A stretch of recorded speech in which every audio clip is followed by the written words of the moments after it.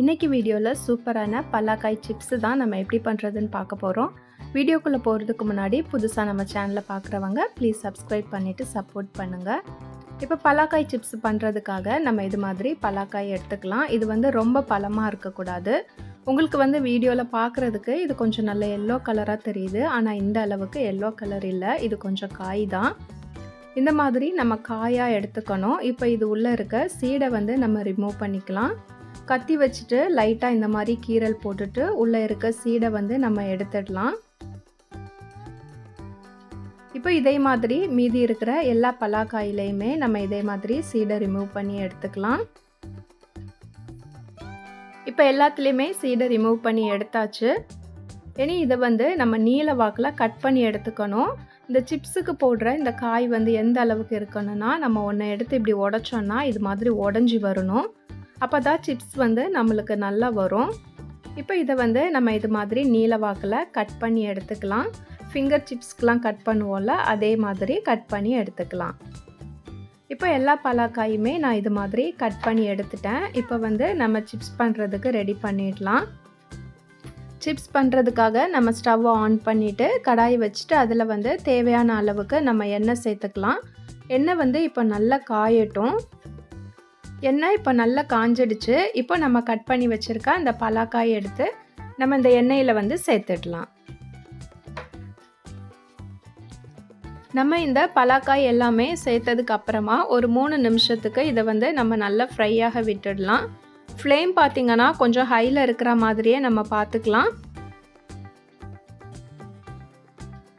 இப்போ ஒரு 3 நிமிஷம் ஆயிடுச்சு. நம்ம இதை அடுத்த பக்கமாக திருப்பி போட்டுடலாம்.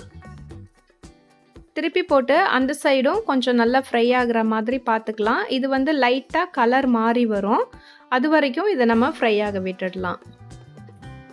இப்போ லைட்டாக கலர் மாறி வந்திருக்கு பாருங்கள். இப்போ ஒரு 3/4 பாகம் அளவுக்கு ஃப்ரை ஆகிருக்கு. நம்ம இந்த டைமில் இந்த சிப்ஸுக்கு தேவையான உப்பை இந்த எண்ணெயிலே சேர்த்துடலாம். இது கூடவே சிப்ஸுக்கு கலருக்காக நம்ம கொஞ்சமாக மஞ்சள் தூளும் இதிலையே சேர்த்துடலாம். இப்போ இதை ஒரு வாட்டி நம்ம நல்லா மிக்ஸ் பண்ணி கொடுக்கணும். மிக்ஸ் பண்ணி கொடுத்துட்டு இந்த டைமில் ஃப்ளேமை நம்ம ஹையிலேருந்து கொஞ்சமாக கம்மி பண்ணிக்கலாம், இல்லைனா தீஞ்சிடும். இப்போ இந்த சலசலப்பு எல்லாமே நல்லா அடங்கணும். இப்போது சலசலப்பு எல்லாமே நம்மளுக்கு நல்லா அடங்கிட்டு அந்த சிப்ஸ் நல்லா ரெடி ஆகிடுச்சு. இதை இப்போ நம்ம எண்ணெயிலேருந்து நல்லா வடிகட்டிட்டு எடுத்துடலாம்.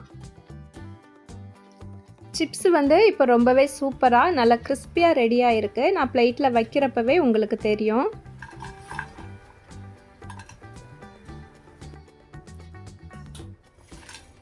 நல்லா கிறிஸ்பியாக இருந்தால் தான் நம்மளுக்கு பிளேட்டில் வைக்கிறப்ப இது சவுண்டு நல்லா இது மாதிரி கேட்கும். அவ்வளோதான், நம்மளோட பலாக்காய் சிப்ஸ் இப்போ ரொம்பவே சூப்பராக ரெடி ஆகிடுச்சு.